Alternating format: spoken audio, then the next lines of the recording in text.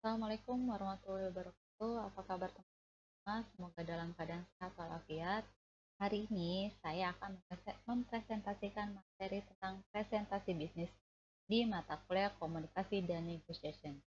Oke, untuk dosen pengajarnya adalah Bapak Odik Sumardi LCMM. Baik, sebelum kita mulai, baiknya kita sama-sama membaca basmalah terlebih dahulu. Bismillahirrahmanirrahim. Oke, langsung saja kita mulai. Saya akan langsung masuk ke pengertian presentasi ini secara umum. Pengertiannya adalah penyajian data, fakta, dan informasi tentang suatu produk oleh penyaji kepada pihak-pihak yang terlibat dalam forum bisnis.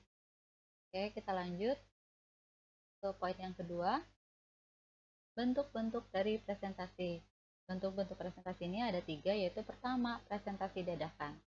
Yang dimaksud dadakan adalah presentasi yang dilakukan dengan tanpa persiapan terlebih dahulu. Di sini presenter dituntut untuk dapat menguasai materi dengan secara spontan.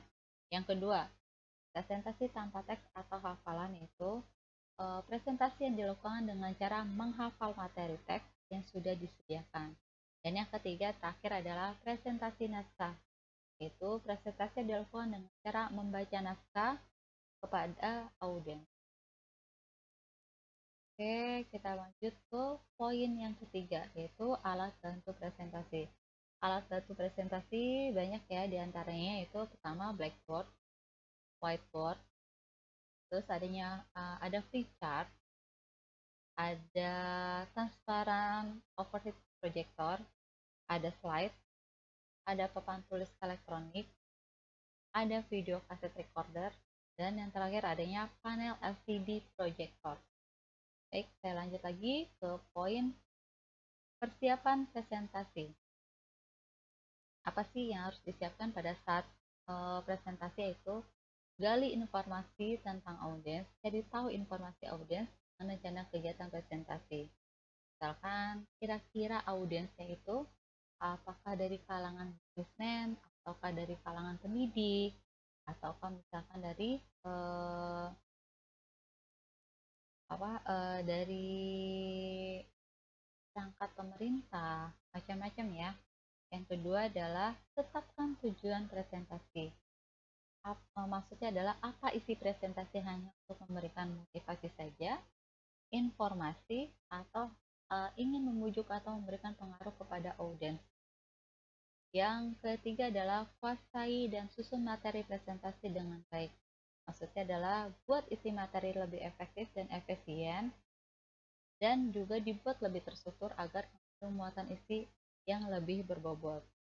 Selanjutnya adalah buat desain yang menarik. Ini adalah buat desain slide yang menarik secara visual dan komunikatif saat presentasi agar para audiens lebih paham.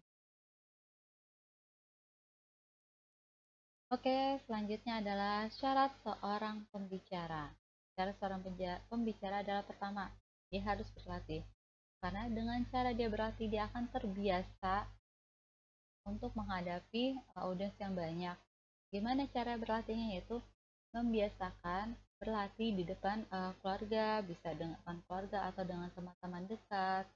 Dengan begitu dia akan terbiasa untuk berbicara di depan orang banyak, sehingga dia tidak akan merasa gugup dan akan timbulnya rasa percaya diri. Oke, yang kedua adalah fokus pada topik. Pilih topik yang sangat Anda sukai. Hal ini dapat membantu agar Anda tidak gugup dan bisa melakukan improvisasi. Yang ketiga, bahasa tubuh. Maksudnya adalah pada saat Anda memberikan materi presentasi kepada audiens tidak hanya memperhatikan isi materi saja, tetapi juga akan memperhatikan segala gerak-gerik pembicara, yaitu bahasa tubuhnya, di mana sangat penting agar lebih percaya diri. Oke, terakhir adalah lakukan interaksi dengan audiens. Pada saat presentasi, pembicara tidak hanya menyampaikan materi saja, tetapi harus ada kontak audiens, misalkan dengan adanya tanya jawab atau memberikan humor-humor kecil agar bisa mencairkan suasana, tidak terlalu kaku atau terlalu canggung ya. terlalu formal. Baik, untuk yang terakhir, tujuan dari presentasi. Apa sih tujuan dari presentasi? Yaitu yang pertama, menginformasikan pesan-pesan bisnis kepada audiens. Dengan cara apa?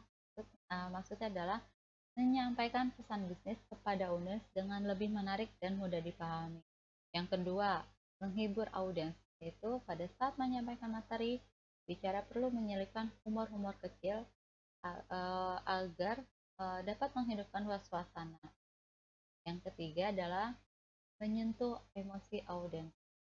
Nah, dengan cara gaya bicara atau intonasi suara yang menarik dari seorang pembicara dapat mengubah emosi audiens.